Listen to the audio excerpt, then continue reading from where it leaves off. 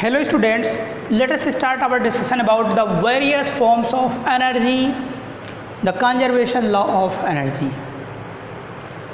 As we have discussed earlier in our previous videos that the mechanical energy can be divided into two different broad categories. One is kinetic energy and other is potential energy. As we know that the mechanical energy of an isolated system is always conserved.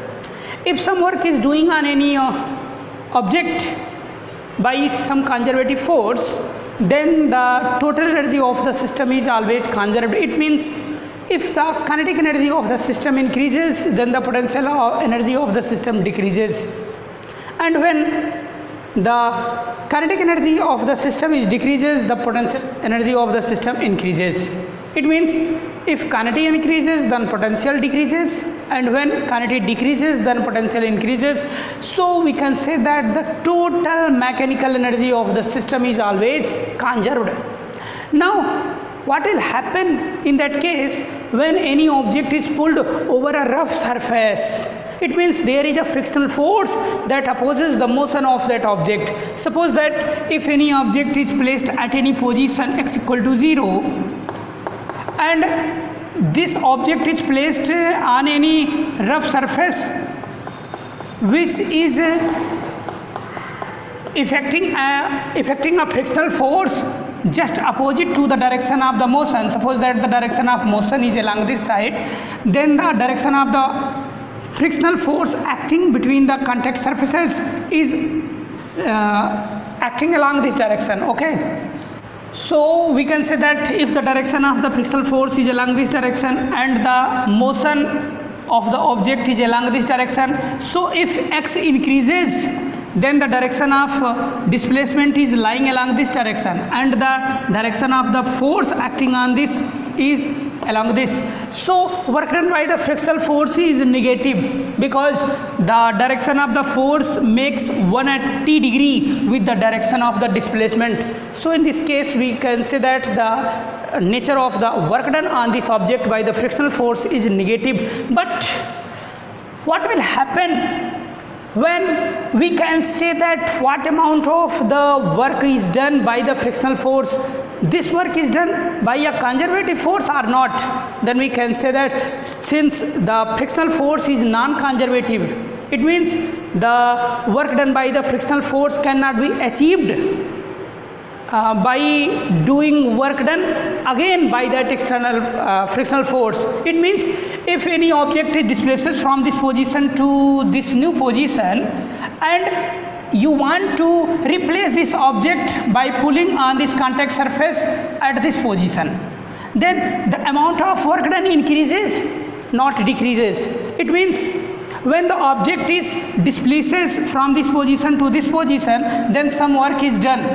Now if the object is replaces from this position to this original position, then now another work is done. But in both cases the nature of the work done is negative because the frictional force is always opposes the direction of the motion or the motion of the object. So in all cases the nature of the work done is negative. So if we want to find out the resultant of the work done, then we'll always find that the work done is non-zero. It means work done is non-zero. It means when object reached at its initial position by traveling some displacement or some distances, then we can say that the total amount of work done is non-zero. And we are seeing that when object is reached at its initial position, then the amount of work done is non-zero. It means the total amount of work done by the frictional force is non-zero,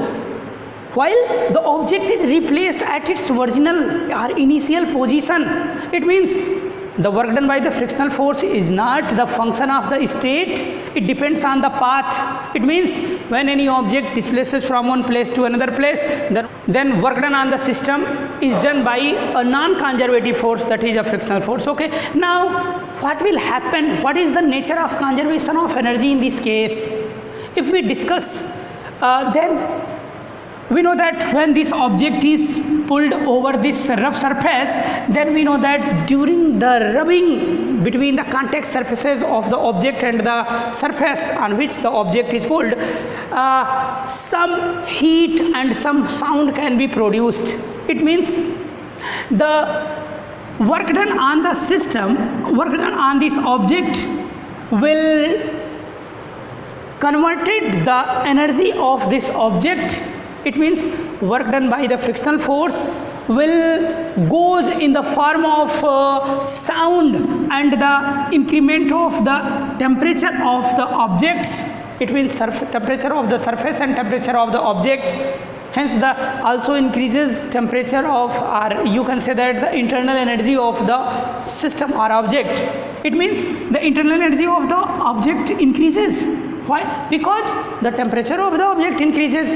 So we can say that when any object is pulled over any rough surface, then due to the work done by the frictional force, some energy dissipated as in the form of heat and also in the form of sound. So we can say that total energy of the system is always conserved, but we cannot prove it. The total conservation of the energy, while energy converted from one form to another form, work done on the system into the heat energy and the sound energy, but they can never violate the condition of the conservation of energy. It means we will always find out the sum of the energy converted from one form to another form is always same. It means the total energy of the system in the first case is always equal to the total energy of the system in after case. It means the total energy stored in the object is always equal to the total energy converted into another form. Now, so let us discuss more about the first type of energy, that is heat energy. Heat energy. So what is heat energy? As you are seeing that in cold season, if you are feeling so cold to your palm, that you are rubbing your palm vigorously to warm up their palms. Okay, so you can see that when you are rubbing your palm vigorously, then your palms gets warm up. It means the work done by rubbing your hand is converted into the heat energy. Okay, so we can say that energy that can be done by muscles of our hand, and also that is known as the muscular energy, can be converted into the heat energy. Similarly, when the object is displaced from one place to another place on this rough surface, then some work is done, and that work is done will disappear in the form of the sound and the heat energy. Okay, so this is a basic concept of the heat energy. Now let us discuss the second type of energy, that is known as chemical energy. Chemical energy is the second type of energy, second forms of energy. Now this type of energy can be associated with atoms and molecules in the form of binding energy. When there is a chemical reaction occurs, then the binding energy readjusts to itself. It means when the binding energy of the reactants is greater than that of the binding energy of the products, then some amount of energy releases. Okay, so such type of chemical reaction is also known as exothermic reaction. And when the binding energy of the products are smaller than that of the binding energy of the product, so we have to provide some external energy to happening the chemical reaction. So we can say that the chemical reaction is endothermic. It means some energy is dissipated to create a particular chemical reaction. Okay, it means if we provide some external energy in the form of heat, then chemical reaction occurs. So such type of reaction is known as endothermic. Okay, so chemical energy is occurs in the atoms, molecules and compounds in the form of binding energy, and if binding energy increases during the reaction, then we can say that this is endothermic. It means energy can be absorbed during reaction, and if the binding energy decreases, it means energy releases during the chemical reaction. So this chemical energy either dissipated or released in the form of heat energy. So if during chemical reaction, suppose that if we talk about chemical reaction, then chemical reaction is either of two types. One is either exothermic, it means in which the heat released, and other is endothermic. Okay, in this the heat can be absorbed in the reaction. Okay, now let us discuss the new kind of energy that is known as the nuclear energy. Nuclear energy.